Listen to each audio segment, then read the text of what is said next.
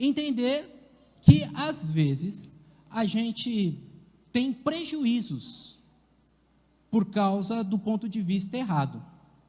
Quero trazer um exemplo prático para você ajudar a ilustrar. Fui comprar 2 camisetas. Um movimento simples, um movimento fácil de entender. Não que eu estivesse precisando da camiseta, mas eu fui presenteado com um presente e achei que uma camiseta ia ficar elegante, como eu fiquei. Vocês viram como eu estava elegante de camiseta. Muito bem. As 2 camisetas totalizaram R$146. R$73 cada camiseta. Acompanhe comigo a conta, hein? Acompanhe que vai ter chamada oral. Os irmãos comerciantes aí, eu vou fazer a chamada oral. A menina pegou o meu presente, o meu vale presente de R$120. Tinha um vale presente da loja de 120. Escolhi os 2 itens que eu gostei, 2 itens chiques, elegantes, que os irmãos me presentearam, e dei o meu vale para a menina. A menina falou para mim assim: parabéns, o senhor escolheu 2 itens, deu 146, o senhor tem um vale de 120, 146 menos 120, tá lá, gente, é só ler, 26. Muito bem. E aí ela falou assim: o senhor vai pagar como essa diferença? A loja dá 10% de desconto para pagamento à vista ou no Pix. Então, quando a gente tirou dos R$26, quando ela tirou dos R$26, os 10% de desconto, eu teria que pagar R$23,40. Tá fácil, não tá, irmãos? Tá fácil do ponto de vista de vocês que são comerciantes, mas eu sou cliente. O meu ponto de vista era outro, e eu quero falar para você, a camiseta é a mesma, 73 cada uma. 73 cada uma, somamos as duas, sem dificuldade nenhuma, 146. Somando as duas, os 146, então eu falei para ela o seguinte: bom, já me deram o vale, já está pago, já foi pago em dinheiro. Então, eu vou pagar o que faltar, eu vou pagar em dinheiro também, então aplico o desconto. Aí, os 146 menos 10% de desconto deu 131. Mas o 131, eu tinha um vale de 120. Aí, quando eu pego 131 e faço menos 120, costuma dar R$11. Entenderam a conta? Do ponto de vista da loja, e nem falo que é maldade da menina, nem falo que não, ela não tinha essa percepção. Do ponto de vista da loja, eu tinha que pagar quase 24. Do meu ponto de vista, eu tinha que pagar quase 11. Entendeu? Um ponto de vista dá uma diferença do dobro. Um ponto de vista pode fazer você ter prejuízo. E não tem nenhuma malandragem aí, eu estou explicando certo, porque quem me deu o vale não comprou o vale no cartão. Deu o vale, o desconto sobre o vale. Então, eu tinha que pagar para ela R$11 e não R$23. O ponto de vista errado sempre resulta em prejuízo para alguém. Vou repetir a frase. O ponto de vista errado sempre resulta em prejuízo para alguém. Imagina alguém, por exemplo, vitimado pelos ciúmes, de uma coisa que não tem nada a ver, uma situação corriqueira, mas é um ponto de vista errado, porque viu e distorceu. Uma fofoca que alguém fez de outra pessoa, um ponto de vista errado, que vai gerar prejuízo. Imagine alguém que, pior do que o prejuízo de uma compra, pior do que o prejuízo de um relacionamento, de uma amizade, pior do que um prejuízo passageiro, tem um prejuízo eterno. Ter um ponto de vista errado sobre Deus, imagine que prejuízo. Como se repara isso? Como se resolve isso? Lá, 25 séculos atrás, o Protágoras disse que o homem é a medida de todas as coisas, tanto das que são quanto das que não são. Essa afirmação do filósofo é assim: não existe verdade, existe ponto de vista. E não adianta eu tentar falar uma coisa para você se você tem um ponto de vista. Se você abraçar o seu ponto de vista, você fará essa medida. Por mais que exista uma medida certa, por mais que exista um instrumento de medida que tire essa medida, se você disser que pau é pedra e você casquetar nisso. É verdade, é verdade. A minha situação na loja, a menina poderia ter batido o pé e, obviamente, eu não ia brigar, fazer escândalo por causa de R$10, né, irmãos? Você entende que o homem é a medida das coisas? O que a gente diz que é, desse jeito é. Mas será tão bom se a gente tiver a humildade de abrir mão dos nossos pontos de vista errados. Será tão positivo se a gente investir os nossos dias, nossa formação, nossos recursos em melhorar o nosso ponto de vista. Como você vê o casamento? Algumas pessoas vão falar uma instituição falida, outras pessoas vão falar isso aí já. Como você vê? Como você vê a masculinidade?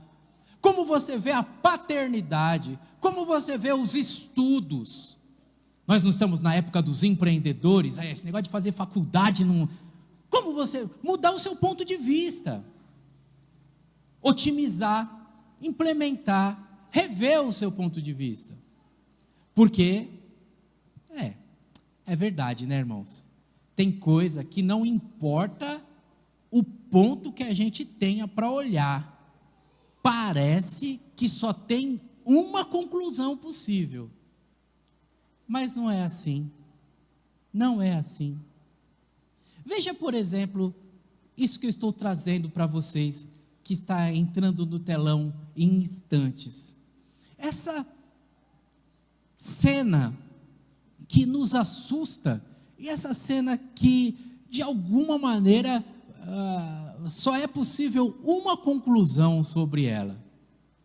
Ela traz para nós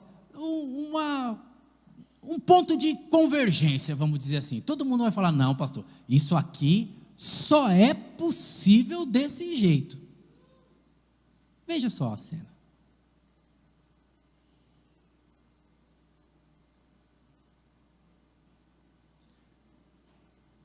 Qualquer pessoa em sã consciência perguntaria: o que leva um homem a cutucar um cacho de marimbondo com a muleta, com uma perna só? Não é? Para nós aqui, eu imagino que para todos nós aqui, ainda que você não conheça a minha mãe, você usaria a expressão da minha mãe: isso é uma ideia de jirico. Não, é uma ideia de jirico. Mas, o ponto de vista dele, né? Eu não sei o que passou na cabeça dele. Eu não sei o que ele acreditou, qual a simpatia que ele estava fazendo ali com o cacho de marimbondo, que o micro travou, mas eu posso garantir para você que a história não terminou bem, gente. A tecnologia não está nos ajudando hoje, mas eu preciso avançar e garantir para você, a história não terminou bem, o cacho de marimbondo caiu na cabeça dele e foi horrível, Bem, a palavra de Deus e o próprio Senhor Jesus nos deixou a par dessa realidade. Jesus, em algumas oportunidades, olhou para aqueles que perseguiam a ele e disse assim: o que está escrito? E como você lê? Não é uma coisa sensacional a inteligência e o brilhantismo de Jesus? O que está escrito e como você lê?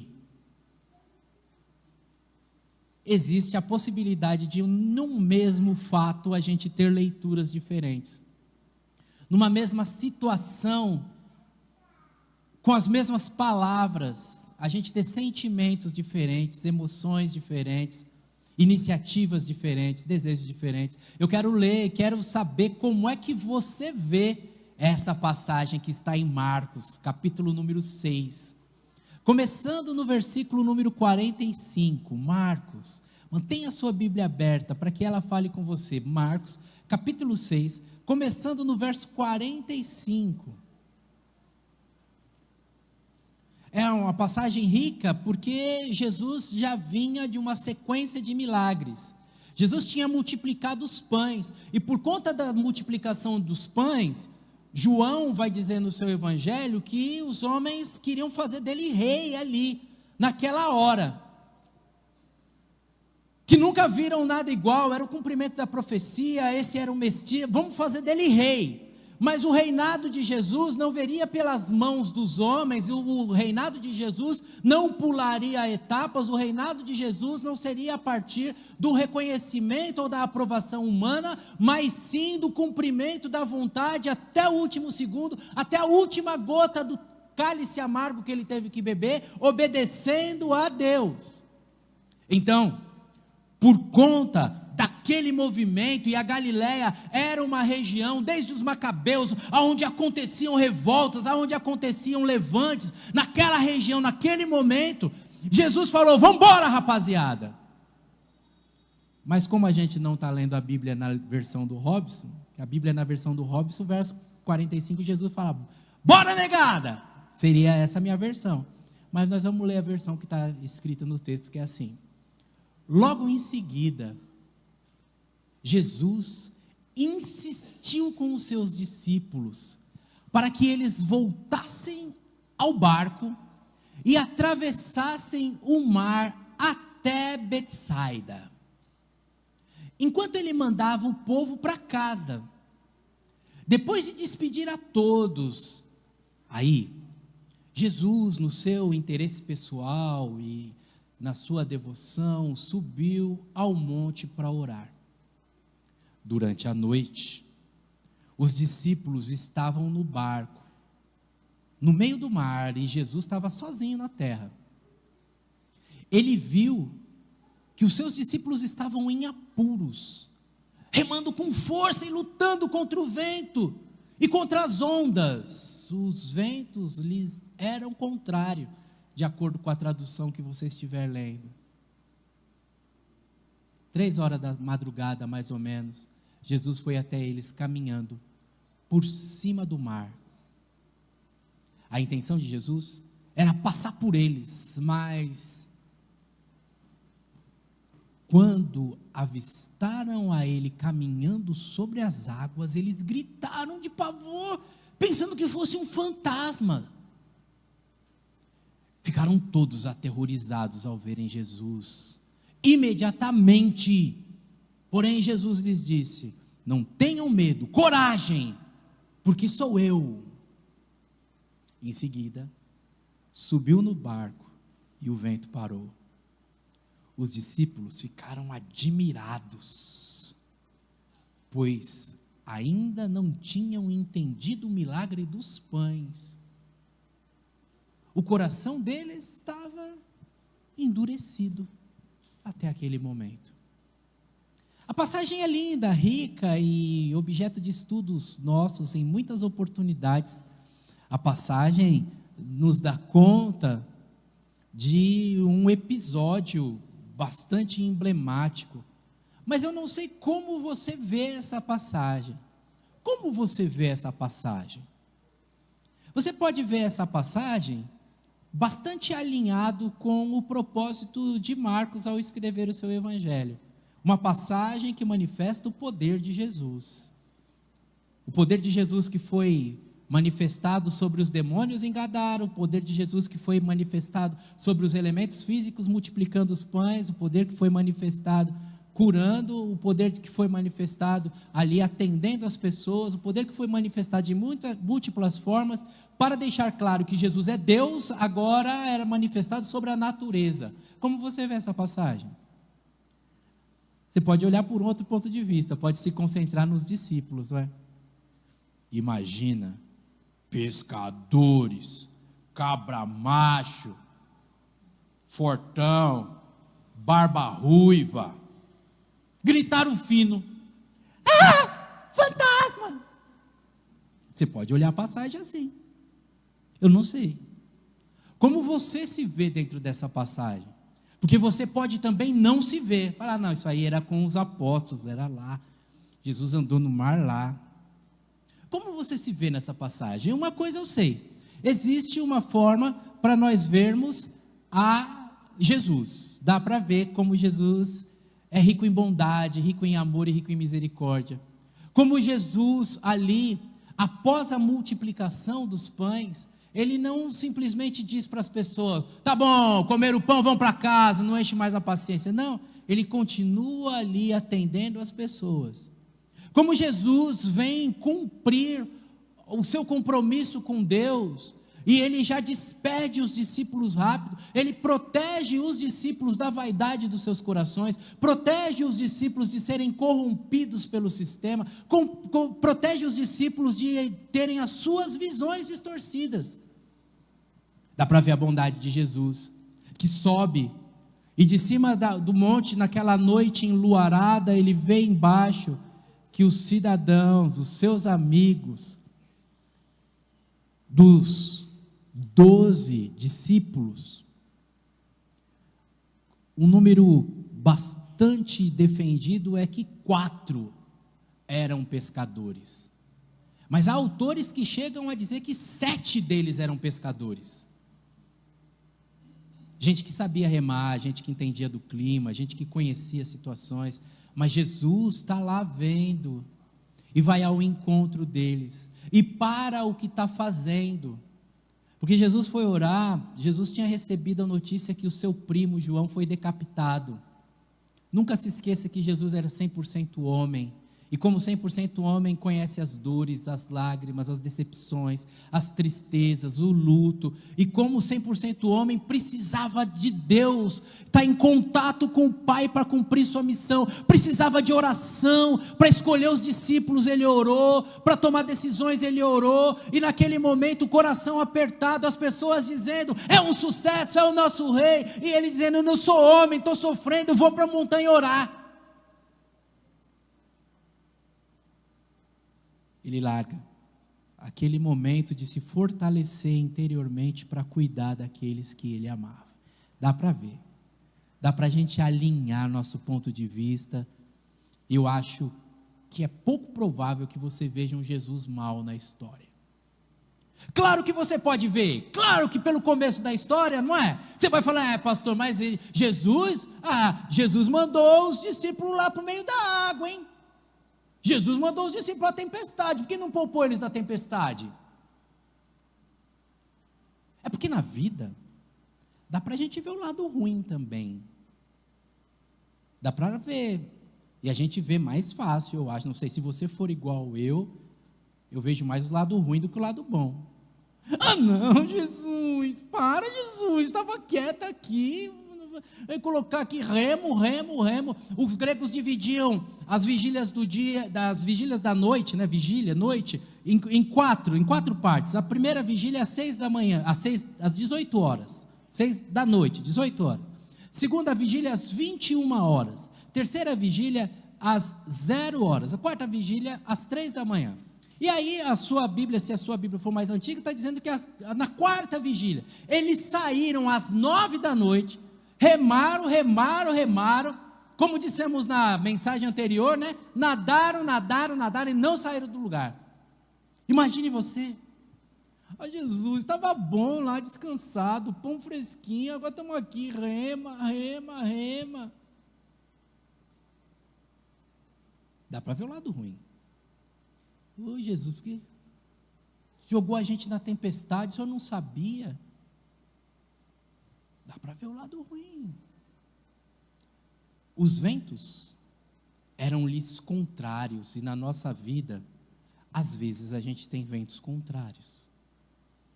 Às vezes a gente coloca muita energia e não sai do lugar. Às vezes na vida, as situações da natureza, não é que Deus quis não, irmãos, que às vezes dá errado mesmo, às vezes a vida dá errado mesmo, às vezes uma veia entope e a gente tem derrame, a vida é assim, a gente vive num mundo que tem bactérias, às vezes você vai para a praia para curtir e tem uma virose lá que atrapalha o seu passeio. Oh, Deus pesou a mão porque eu fui para a praia. Não, irmãos, não é, no mundo tem virose, tem bactéria, no mundo onde o mar da Galileia é abaixo do nível do mar, eles chamavam de Mar da Galileia, mas na verdade era um lago de 10 quilômetros de comprimento, 14 de largura, ele era abaixo do nível do mar. O Monte Hermon tinha 280 metros acima do nível do mar. O vapor sobe, a praia é quente, o Mar da Galileia, a água evaporava, subiu o vapor quente. Por cima do Monte Hermon vinha uma faixa de ar frio, o ar frio batia com o ar quente, o que virava? Tempestade. É a natureza, irmãos. Não é que Jesus fez tempestade, é a natureza. Na sua vida vai ter natureza. Na sua vida vai ter funções físicas que vão parar com o tempo. Na sua vida vai ter crise financeira que, infelizmente, vai levar o seu emprego e vai te deixar um pouco assustado. Na sua vida, às vezes, o filho fica desobediente. Na sua vida, às vezes, a gente perde gente querido. E aí? Qual será o nosso ponto de vista? Deus não me ama? Qual será o ponto de vista? Deus me abandonou? Qual será o seu ponto de vista? Será que nós seremos infantis a ponto de achar que Deus só nos ama quando Ele faz aquilo que a gente pede, aquilo que a gente quer? Acreditem, a presença de Jesus nos ensina e nos ajuda a lidar com as coisas que fogem ao nosso controle, sejam elas da natureza, sejam elas de demônio, sejam elas de gente ruim, sejam elas de burrice nossa, que nós faz burrada também, não faz? A gente faz escolha ruim. É o custo de viver, e nesse custo de viver, eu quero chamar você a renovar o seu ponto de vista. Renove o seu ponto de vista. Em primeiro lugar, para renovar o seu ponto de vista, acredite, o Senhor não te abandonou. Os discípulos estavam no barco e eles achavam que estavam, eventualmente achavam, né? O texto não diz isso, mas eles achavam que estavam sozinhos. Por que a gente foi? Por que o mestre não está com a gente? Se você ler Marcos capítulo número 4, já aconteceu outra tempestade. E na outra tempestade, Jesus dormia com a cabeça no travesseiro, e Jesus levanta e acalma a tempestade. Mas o texto também diz para nós que eles foram, vamos dizer assim, pegos de surpresa no meio da remada. Talvez quando eles saíram, eles nem se preocuparam com isso. Não, vamos a gente mesmo com o nosso recurso, vamos lá que está tranquilo. Mas no meio eles são surpreendidos. E é possível que eles disseram, não, agora não. Dessa vez deu errado porque Jesus não está aqui. Se pelo menos ele estivesse aqui, ele que já acalmou uma vez, acalmava de novo. E nós, irmãos, que já enfrentamos situações, às vezes você enfrentou situação, seu pai estava vivo, te deu uma força, ajudou. Às vezes você, nessa noite com muitos visitantes, às vezes você enfrentou a situação, você estava na igreja. E agora, por algum motivo, você saiu da igreja, e você enfrentou a situação, pastor, mas naquele tempo eu estava na igreja, estava debaixo da cobertura espiritual do meu pastor. Estou chamando você para ter um outro ponto de vista. O ponto de vista é de que em momento algum, em Cristo Jesus, nós estamos abandonados.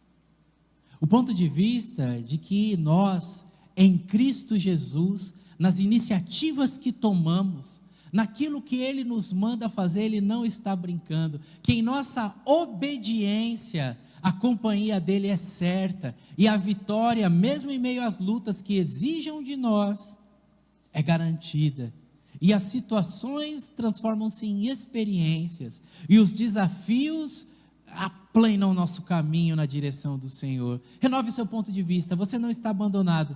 Se você está passando por lutas nessa oportunidade, acredite, o Senhor está contigo. Ele tem um potencial de ir ao seu encontro se você for dele, porque ele foi ao encontro dos discípulos. Ele tem a disposição de socorrer aqueles que clamam por ele. Ele tem o amor que corresponde àqueles que lhe amam. Mude seu ponto de vista. Você não está sozinho, mude seu ponto de vista. Ele não só te assiste, como também vem ao seu encontro, em meio às lutas, em meio à situação. A chegada do Senhor é agradável, o agradável recurso que aqueles homens precisavam. E o Senhor vem como quem vai ultrapassar, e uma boa tradução do grego é como quem quer caminhar do lado. Seria essa melhor, porque senão a gente pode pensar, né, que os discípulos estão remando aqui com o barco, e Jesus, como no desenho do Papaléguas, alguma coisa assim, Jesus vai passar e vai dar um tchau para eles, vai se vira aí, né? A sua tradução pode estar dizendo assim, ele vai como quem queria ultrapassá-los. Não, a tradução seria, ele vai como quem queria caminhar lado a lado com eles. Talvez conversar, talvez ensinar, talvez de alguma maneira reforçar a condição dele ser Deus, se revelar ainda mais para os discípulos. Mas aí os discípulos gritam e acham que é um fantasma. Mas Jesus fala, não tem jeito. Com o coração desse jeito eu não consigo ensinar nada para eles. Com o coração desse jeito eu não vou conseguir passar para eles o que eles precisam. Então eu vou entrar no barco.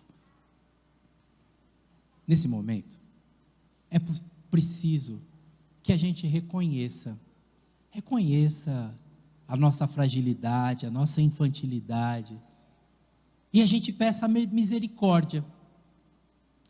É uma frase que eu costumo dizer que é assim: quanto mais rápido aprende, mais rápido resolve.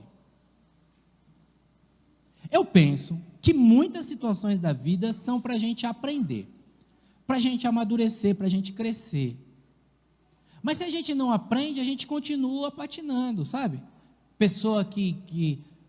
A pessoa fala assim, eu já ouvi muitas vezes, né? Ai, pastor, eu tenho o dedo podre. Já ouviu essa expressão? Eu tenho o dedo podre. Não é que tem o dedo podre, é que você sai de uma pessoa e procura outra pessoa igual àquela que você saiu. Tem nada a ver com o dedo, tem a ver com sua escolha.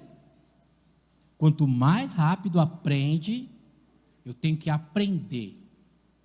Isso aqui, eu estou procurando nessa pessoa, uma pessoa que substitua a minha mãe. Eu tenho que aprender. Por que eu faço o que eu faço? Quanto mais rápido você aprende, mais rápido resolve, mais rápido você se livra. É preciso, irmãos, olhar para Jesus, e se por acaso você está apavorado, falar, Jesus, eu não estou em condição de aprender nada, entra no meu barco. Entra no meu barco. Mas se você não está apavorado, se você está desgastado, está como quem remou com força, está como quem faz o exercício de remar virar sinônimo de luta, está brigando com a situação da vida, brigando com a situação profissional, brigando com a situação conjugal, brigando com a situação na igreja, brigando com Deus. Senhor, entra no meu barco. Entra no meu barco. Percebe que são duas orações, então? A primeira é assim: Senhor, me ajuda a aprender. O que o Senhor quer que eu aprenda com essa situação? A segunda, do desespero, se você sentir que não dá para reter nada, a segunda oração é: Deus, entra no meu barco, que o negócio está pesado. O salmista orou assim, irmãos. O salmista usou a expressão: apressa-te em me socorrer. A sinceridade do coração do salmista ensina muito para nós. Às vezes a gente finge para os irmãos, né? Ô irmão, está tudo bem? Está tudo bem, mas não está bem. Mas pior do que fingir para os irmãos é fingir para Deus. Não fale que está tudo bem quando não está tudo bem, porque você estará desperdiçando o Deus que não está com o ouvido agravado, que não está com a mão encolhida, que é pronto para nos socorrer, que tem projetos ao nosso respeito, pensamentos de paz e não de guerra. Em quarto lugar, renove o seu ponto de vista, espantando fantasmas. É estranho isso, né?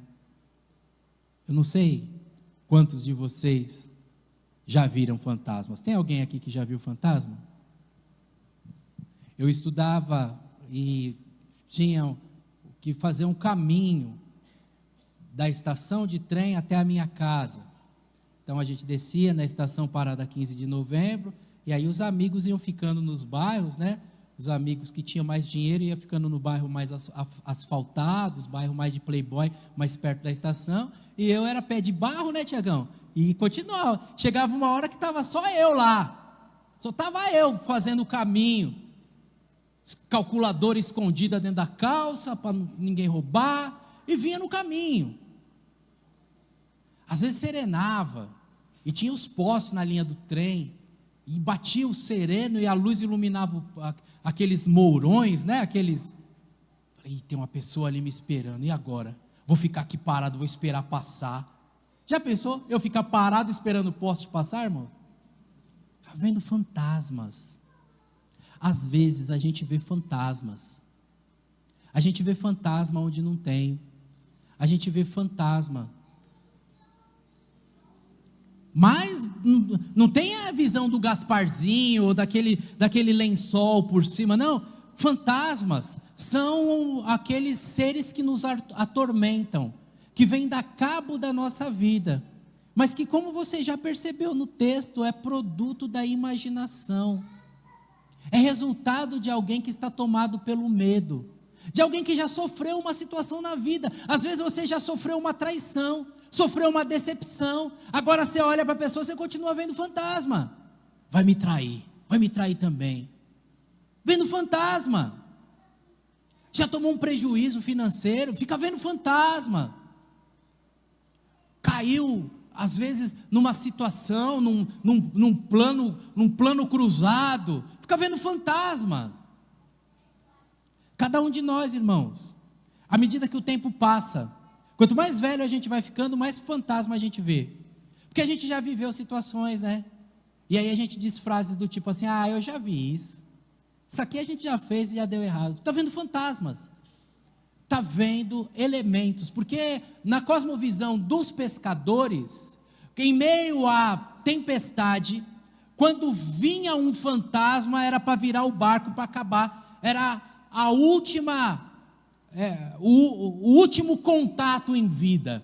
E pescadores de outras culturas, no caso os celtas, outras culturas, eles inclusive tinham carrancas na frente do barco, para espantar os fantasmas, que se tivesse uma tempestade, entrava a água, batia, balançava. Ali nós estamos não com celtas, não estamos mais voltados para a Europa, estamos lá no Oriente Médio, estamos lá com gente que cresceu no judaísmo, que não tem comunicação com mortos, não tem fantasma.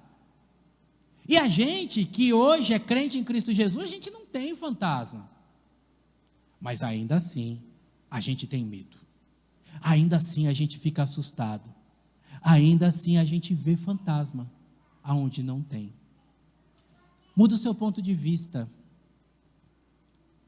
pense que o que está vindo ao seu encontro não vem para acabar de afundar, não vem para dar sua sentença de morte, não vem para ser aquele que vira o barco. O que está vindo ao seu encontro não é a sua última visão. Acredite nas minhas palavras, quem tem a fala final em nossas vidas é o Deus Todo-Poderoso. Se vem algo na sua direção que parece um fantasma: pastor, como é que vai ser minha vida de agora em diante, sem meu filho, sem minha filha, como é que vai ser minha vida? Vem na sua direção, não é um fantasma. Agora o que está vindo é a sua providência. Deus tem providência para você, meu irmão, tem providência para você, minha irmã, e quem sabe você não está afastando o que vem de bom na sua vida, chamando a resposta de Deus de fantasma.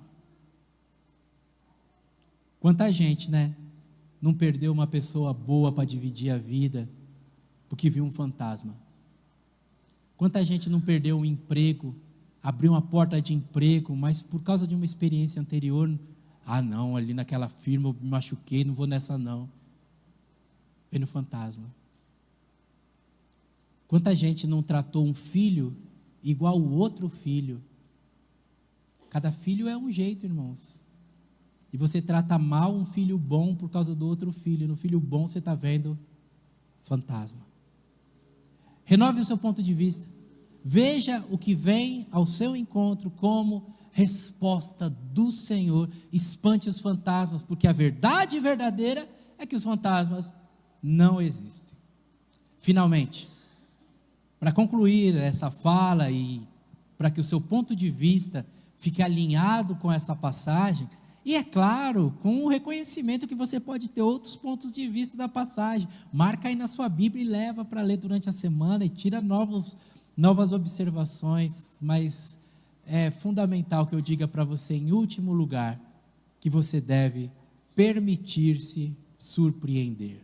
Eu não canso de dizer para você que nós somos finitos, ou melhor, que nós somos limitados, e que Deus é ilimitado, que nós, irmãos, nós podemos ir até um ponto, a gente vive a parcialidade, mas em Deus está a totalidade. Deus é amor, o homem pode amar, mas ama pouquinho. Em Deus está a totalidade, em nós está a parcialidade. O homem pode fazer gestos de bondade, Deus é todo bondade. O homem pode fazer gestos de benignidade, em Deus está todo bem. Entenda isso. Pastor, o que isso tem a ver com o último tópico? Bom, tem a ver com o último tópico. Por mais que você conheça a Deus, você ainda não conhece a Deus. Por isso o autor veterotestamentário disse assim: conheçamos e prossigamos em conhecer ao Senhor. Por mais que você teve experiências com Deus, você ainda não teve experiências com Deus. Por mais que você leu a Bíblia, você ainda não leu a Bíblia. Por mais que você sabe, você ainda não sabe. Permita-se surpreender.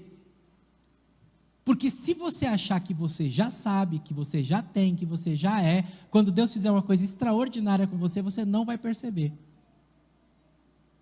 Permita-se surpreender, mude o seu ponto de vista. A noite é rica, é uma noite com oração, com louvor, com casamento, quanta coisa boa, uma noite com a palavra de Deus, chamando você a renovar.